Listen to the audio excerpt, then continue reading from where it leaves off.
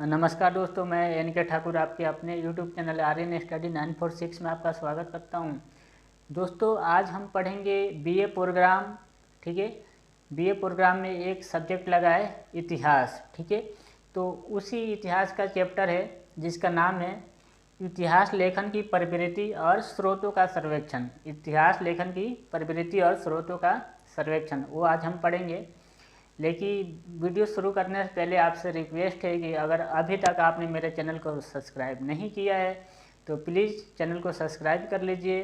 ठीक है, और वीडियो को ज़्यादा से ज़्यादा शेयर करना है, लाइक करना है और कमेंट करना है। ठीक है, तो क्योंकि ये चैनल आपके लिए उपयोगी सिद्ध हो सकता है, क्योंकि इसके माध्यम से हम BA political science honours, BA programme, चाहे वो सोल हो, रेगुलर हो या एनसी वेब हो, ठीक है, सब कुछ पढ़ते हैं। और यूपीएससी से अगर आपको कोई भी जानकारी चाहिए, ठीक है, तो वो भी आप बता सकते हैं कमेंट करके। ठीक है, उसको भी हम देखेंगे। ठीक है, तो चलिए शुरू करते हैं इस वीडियो को। और ये वीडियो सबके लिए है, चाहे वो एनसी वेब हो, चाहे वो सोल हो, चाहे वो रेगुलर है। ठीक है, तो आज हम पढ़ेंगे इतिहास लेखन की प्रवृत्ति और स्रोतों का सर्वेक्षण। ठीक है, और इसमें हम देखेंगे कि प्राचीन भारत के अध्ययन के लिए हमारे पास कौन कौन से साधन या स्रोत है। अगर हम प्राचीन भारत का अध्ययन करना चाहते हैं तो किन स्रोतों का अध्ययन करके हम उसके बारे में जानकारी प्राप्त कर सकते हैं। ठीक है, तो प्राचीन भारत के अध्ययन के लिए हमारे पास मुख्य रूप से 3-4 चीज़ें हैं। ठीक है, एक तो साहित्य स्रोत है, साहित्य स्रोत। दूसरा है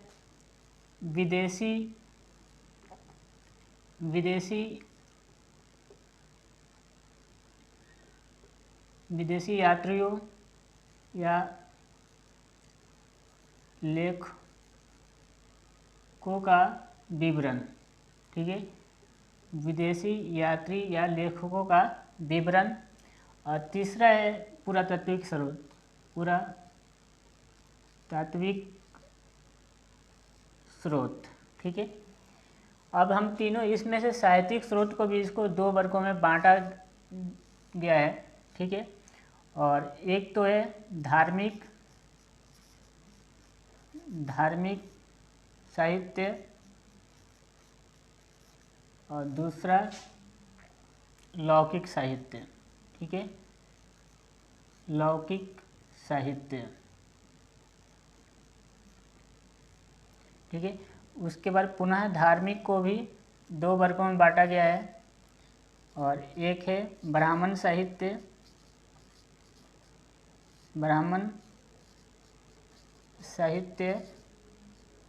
और दूसरा है ब्राह्मणोत्तर।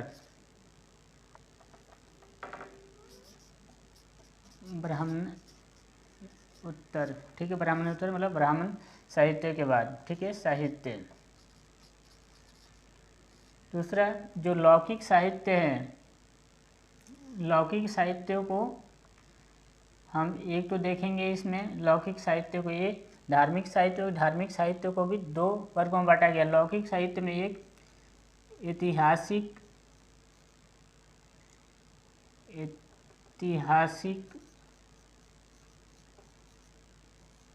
ग्रंथ और दूसरा देखेंगे जीवनी। ठीक है, जो जीवनी होती है, ठीक है, उसको देखेंगे। और ब्रह्मोत्तर साहित्य में हम देखेंगे एक बौद्ध ग्रंथ और दूसरा देखेंगे हम जैन ग्रंथ। ठीक है, जैन ग्रंथ। उसके बाद इसमें हम आगे देखेंगे, इसमें विदेशी यात्रियों में एक तो यूनानी और रोमन लेखक। दूसरा देखेंगे हम चीनी लेखक। तीसरा देखेंगे हम अरबी लेखक। और उसके बाद अन्य अगर कोई बचेंगे तो इसमें हम देख लें अन्य लेखक। ठीक है, साहित्यिक पुरातात्विक स्रोतों में हम देखेंगे एक तो मूर्तियाँ, दूसरा अभिलेख, उसके बाद सिक्के, ठीक है। तो यही हमारे पास ये सबूत है जिसका अध्ययन करके हम प्राचीन भारत के बारे में जानकारी प्राप्त कर सकते हैं। एक बार और मैं बता देता हूँ इसको, आपको हेडिंग में डालना है, प्राचीन भारत के इतिहास के अध्ययन के स्रोत क्या है हमारे पास, ठीक है। साहित्यिक स्रोत है, तो साहित्यिक स्रोतों को दो वर्गों में बांटा गया है, एक धार्मिक साहित्य और एक लौकिक साहित्य। धार्मिक साहित्य को भी दो वर्गों में, ब्राह्मण साहित्य और एक ब्राह्मणोत्तर साहित्य। तो ब्राह्मण साहित्य में अभी बताऊंगा क्या क्या आएगा, ठीक है। और ये इसमें ब्रह्मोत्तर में बौद्ध और जैन ग्रंथ आएंगे, ठीक है। और उसके बाद लौकिक साहित्य में हम ऐतिहासिक ग्रंथ और जीवनियों को रख सकते हैं, ठीक है। विदेशी यात्रियों का लेखन, ठीक है, या उनका विवरण, जो भी लेखक या यात्री विदेशी, उनके विवरण से हमें क्या क्या मिलेगा, एक तो यूनानी और रोमन लेखक, ठीक है। चीनी लेखकों ने जो भारत के बारे में या यात्रियों ने जो लिखा है उसके बारे में, अरबी लेखक और अन्य लेखक। और पुरातात्विक में हम मूर्तियों को देखेंगे, अभिलेख और सिक्के देखेंगे, ठीक है। तो अगर ये डायग्राम आप बनाना है आपको, तो ऐसी डायग्राम बनाना है, ठीक है। अब हम इसके बारे में एक एक करके देखते हैं, ठीक है, कि इसमें पढ़ना है। तो सबसे पहले हम देखेंगे ये ब्राह्मण साहित्य, ठीक है। उसके बाद ब्राह्मणोत्तर साहित्य, फिर ये लौकिक साहित्य देखेंगे, ठीक है। तो मैं इसको मिटा देता हूँ, आप डायग्राम बना लेना है।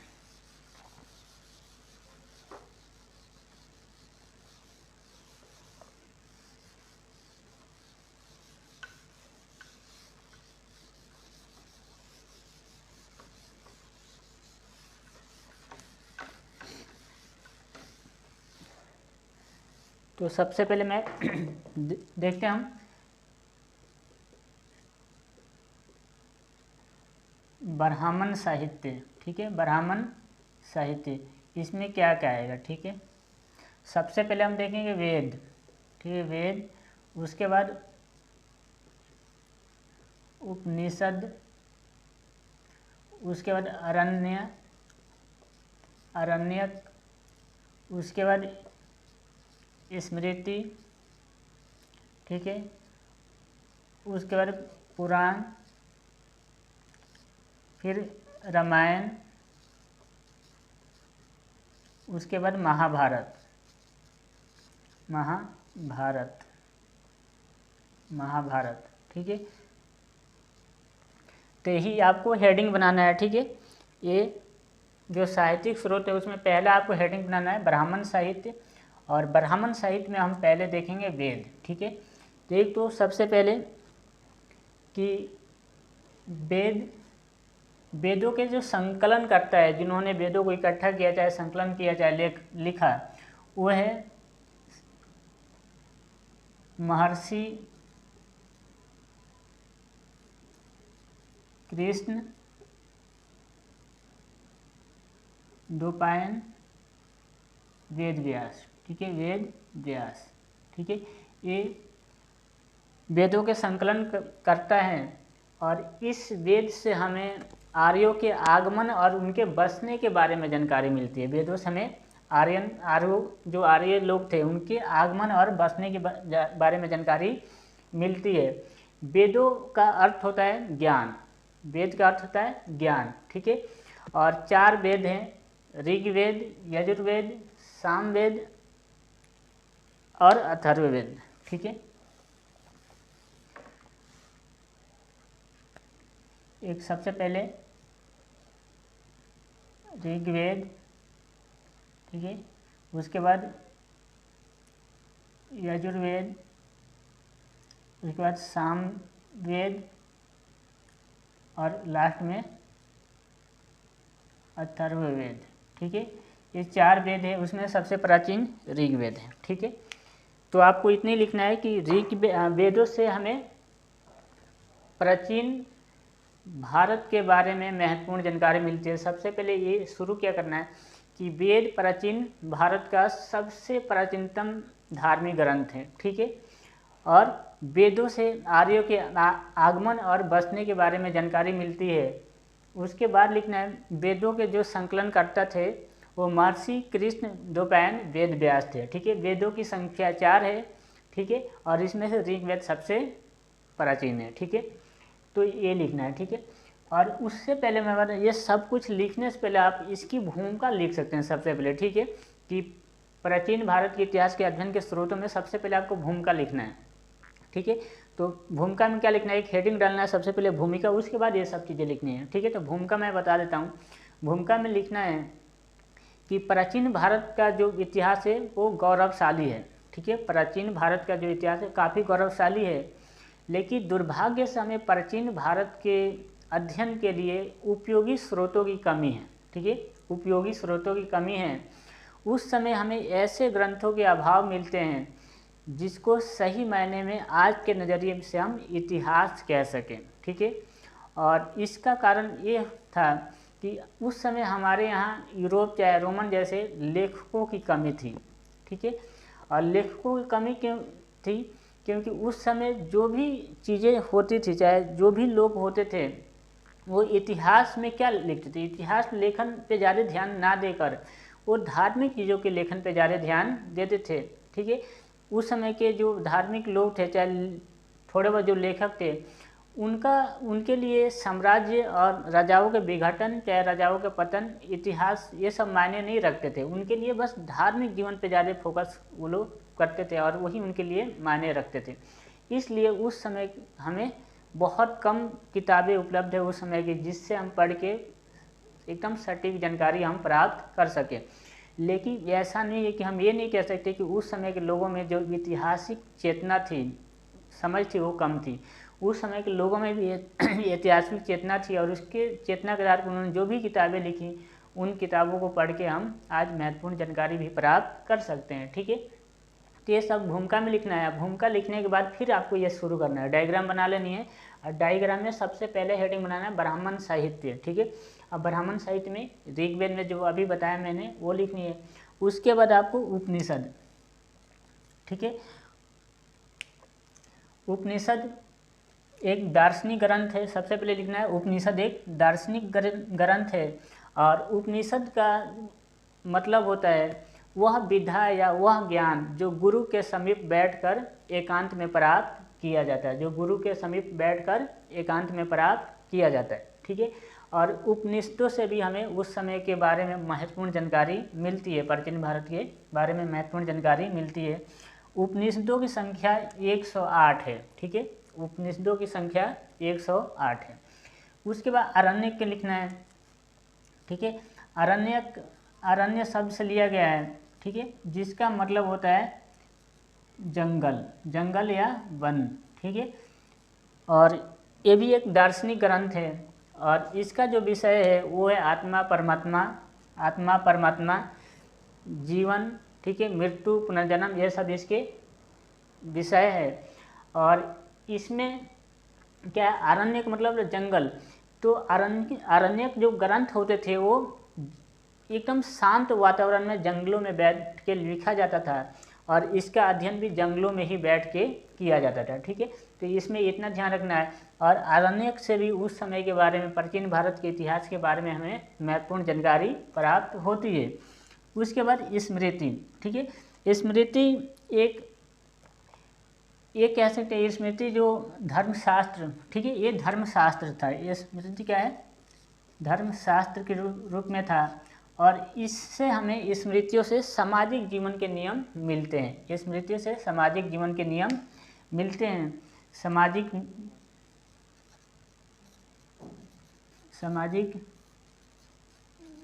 जीवन के नियम मिलते हैं इसे। ठीक है, नियम मिलते हैं। और स्मृतियों में अगर देखें तो कौन कौन सी स्मृति हैं, तो ये लिख लेना है कि स्मृति क्या है, धर्मशास्त्र के रूप में है, और इससे हमें सामाजिक जीवन के बारे में जानकारी मिलती है। और स्मृति की बात करें तो सबसे जो फेमस स्मृति है वो है मनु स्मृति है, और मनु स्मृति से चंडालों के बारे में काफ़ी हमें उनके सामाजिक स्थिति के बारे में जानकारी मिलती है। उसके बाद नारद स्मृति में हमें गुप्त वंश के बारे में महत्वपूर्ण जानकारी मिलती है। उसके बाद गौतम स्मृति, ठीक है। उसके बाद वशिष्ठ स्मृति, उसके बाद तो यही महत्वपूर्ण स्मृति इतने लिख लेना, ठीक है। और इसमें मनुस्मृति से हमें चंडालों के जीवन के बारे में महत्वपूर्ण जानकारी मिलती है। नारद स्मृति से हमें मिलती है गुप्त वंश की जानकारी, ठीक है। इसके अलावा जो पुराण होते हैं, पुराणों से हमें प्राचीन भारत के जो राजनीति जो कहानियाँ हैं वो बहुत विस्तार से इसमें मिलती है। प्राचीन भारत के जो ऐतिहासिक कहानियाँ हैं उसका ये बहुत महत्वपूर्ण विवरण इसमें मिलता है। प्राचीन भारत के कहानियों का महत्वपूर्ण विवरण पुराणों में मिलता है। और पुराणों में भी कई सारे पुराण हैं जिससे उस समय के बारे में हमें जानकारी मिल सकती है, ठीक है। और इसमें सबसे महत्वपूर्ण है मत्स्य पुराण, ठीक है, मत्स्य पुराण, ठीक है। मत्स्य पुराण से हमें क्या मिलता है कि विष्णु के 10 अवतारों के बारे में हमें इसमें जानकारी मिलती है, ठीक है। विष्णु के 10 अवतार के बारे में जानकारी, अवतार के बारे में जानकारी, ठीक है। तो विष्णु के 10 अवतार के बारे में हमें जानकारी मत्स्य पुराण से मिलता है। पुराण क्या होते हैं? पुराणों में ऐतिहासिक कहानियों का बहुत विस्तार विवरण दिया होता है। इसके बाद रामायण और महाभारत के बारे में, दोनों के रचना काल लगभग 400 ईसा पूर्व है, ठीक है। दोनों के रचना काल 400 ईसा पूर्व में है। और रामायण और महाभारत को ऐतिहासिक ग्रंथ नहीं माना जाता है, लेकिन इतिहास को समझने में इन दोनों चीज़ों से हमें महत्वपूर्ण मदद मिल जाता है, ठीक है। रामायण और महाभारत का रचना काल 400 ईसा पूर्व माना गया है। और इन दोनों को ऐतिहासिक ग्रंथ नहीं माना जाता है, फिर भी इतिहास को समझने में हमें रामायण और महाभारत से महत्वपूर्ण जानकारी मिलती है। रामायण की रचना वाल्मीकि ने की है और महाभारत ये जो ओरिजिनल जो मुख्य रचयिता वो भाट सारथी है, लेकिन साहित्यिक रचयिता वेद व्यास को माना जाता है, ठीक है। तो ये ब्राह्मण साहित्य में आपको इतना ध्यान रखना है, यही चीज़ें लिखना है। और सबके से हमें क्या मिलता है? प्राचीन भारत के बारे में महत्वपूर्ण जानकारी मिलता है, ठीक है, मिलती है।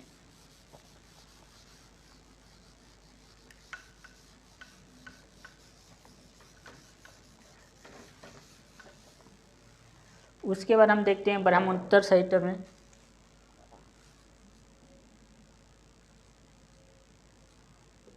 ब्राह्मणोत्तर साहित्य में, ठीक है, इसमें बौद्ध ग्रंथ, दूसरा देखेंगे जैन ग्रंथ, ठीक है, जैन ग्रंथ।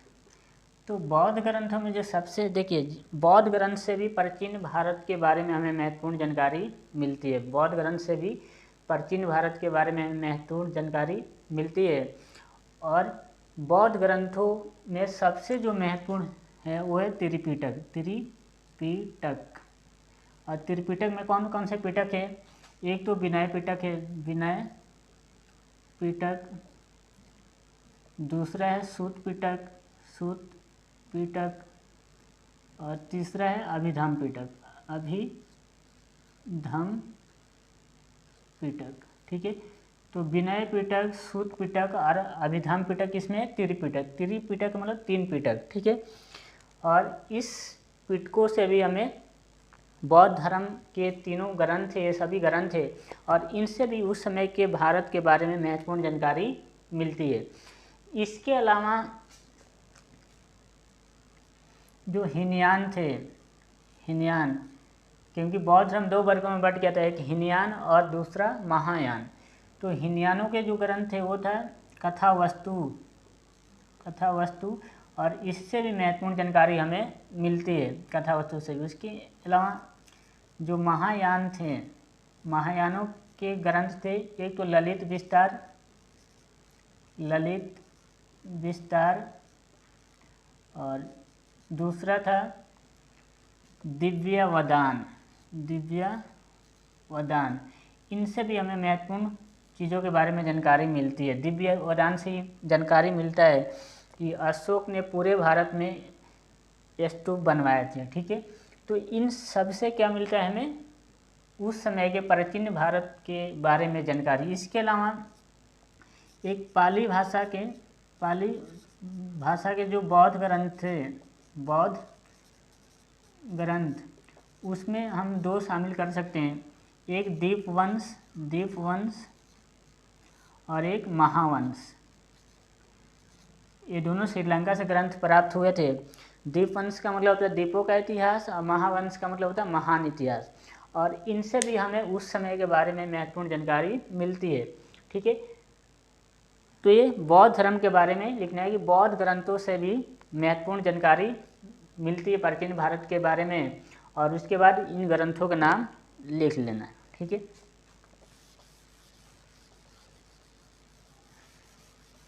उसके बाद जैन ग्रंथ से भी प्राचीन भारत के बारे में महत्वपूर्ण जानकारी हमें प्राप्त होती है। ठीक है, और जैन ग्रंथों में आप शामिल कर सकते हैं, एक तो भगवती सूत्र, आवश्यक सूत्र, उसके बाद परिशिष्ट प्रबंध,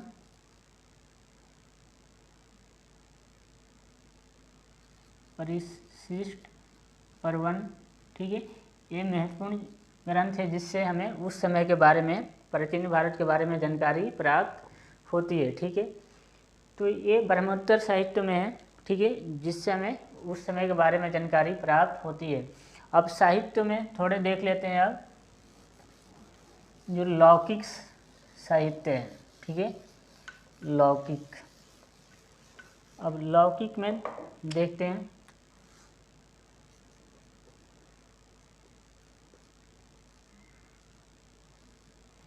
ठीक है, लौकिक भी दो वर्गों में था, एक तो ऐतिहासिक और दूसरा था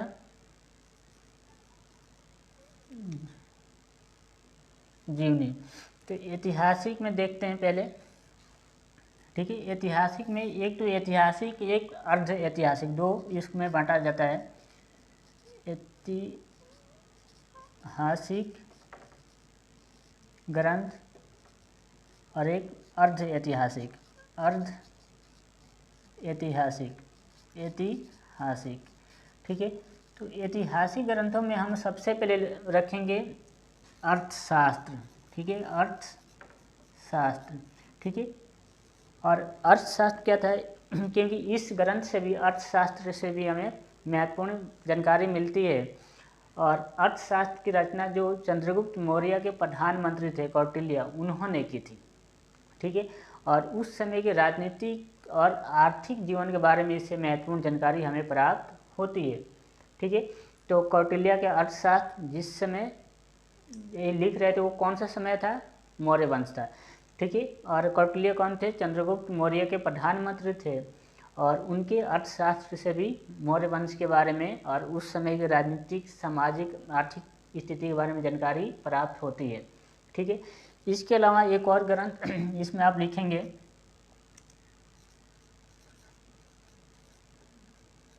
राजतरंगिणी। ठीक है, और इसके रचना थे कलहन। और इस ग्रंथ में एक तो सबसे पहले ये ग्रंथ संस्कृत भाषा में लिखी गई पहली ग्रंथ है। ठीक है, जिसमें इतिहास लिखे गए हैं। और कलहन ने कश्मीर के राजाओं के बारे में, चाहे भारत के राजाओं के बारे में, शुरू से लेकर 1151 तक के सभी राजाओं के बारे में इतिहास लिखा है। ठीक है, तो इससे भी हमें महत्वपूर्ण जानकारी प्राप्त होती है। ठीक है, और उसके बाद अर्थ ऐतिहासिक में आप क्या लिखेंगे? एक तो पतंजलि ने एक लिखित महाभाष्य। ठीक है, और एक और बता दें, पतंजलि कौन थे? ये पतंजलि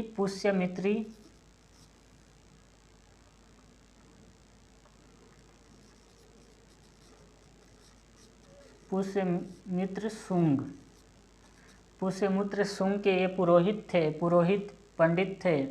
और इन्होंने किताब जो लिखी थी उसको कहा जाता है महाभाष्य। ठीक है, और इस किताब से भी पुष्यमित्र शुंग के समय के सामाजिक, आर्थिक, राजनीतिक जीवन के बारे में जानकारी हमें प्राप्त होती है।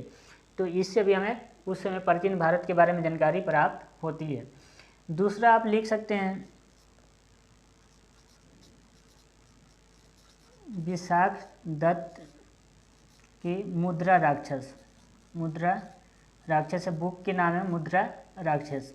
और इससे मौर्य वंश के पहले के बारे में और मौर्य वंश के समय के बारे में, राजनीति और आर्थिक जीवन के, सामाजिक जीवन के बारे में इससे जानकारी मिलती है। ठीक है, तो विशाख दत्त की मुद्रा राक्षस एक पुस्तक के नाम है, और इससे भी हमें मौर्य वंश के पहले और मौर्य वंश के समय के सामाजिक, आर्थिक और राजनीतिक जीवन के बारे में जानकारी प्राप्त होती है। तो आप ये अर्ध ऐतिहासिक ग्रंथों में 2 और ऐतिहासिक ग्रंथों में 2 लिखना। बाकी ग्रंथ तो बहुत है, ठीक है, उतना लिखने का कोई फ़ायदा नहीं है। ठीक है, 2-2, 3-3 काफ़ी है। ठीक है, तो इनमें ये लिखना है। इसके अलावा अगर हम जीवनियों में देखें तो जीवनी में 2 लिखना है, उस समय की जो महत्वपूर्ण जीवनियाँ थी। ठीक है, और एक जीवनी आपको लिखना है बुद्ध चरित्र, बुद्ध चरित्र, और दूसरा आपको लिखना है हर्ष चरित्र।